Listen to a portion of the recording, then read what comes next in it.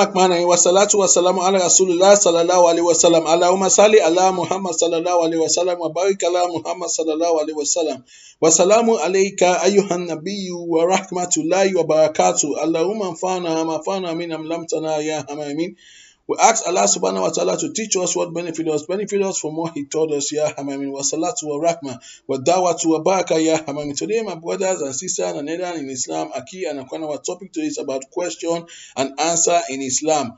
Can a person bury a disease abroad when he or she has a lot of relatives in his nation, in his country? Like for example, if you're in Africa and you have somebody that have died, but your entire relative is in Africa, but somebody that have died, can you bury that person abroad, in America?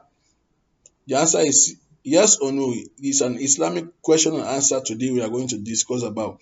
Well, according to the scholars that know about it, they say that if a deceased person died abroad and the relative that deceased person have are many in the Africa, or are many in the country that deceased person have, they cannot bury that person abroad. In other words, in Islam we do not allow the dead body to sleep. Is that not so? So if you have a deceased person that have died and you want to go and bury that person abroad, if that person have a lot of relatives in this dunya, in this country, in the country, you can bury that person in the country that the person died.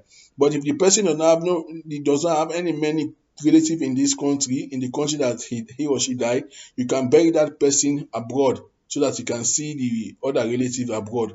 If that person have a relative abroad and a relative in the nation and the country that he or she died, if that person they want to go and bury that person, if the person have little relative in abroad, they cannot bury that person abroad. They can bury that person in the country that the person died. Because if that person have lots of relative in the country that he or she died, they can bury that deceased person in the country that he or she died.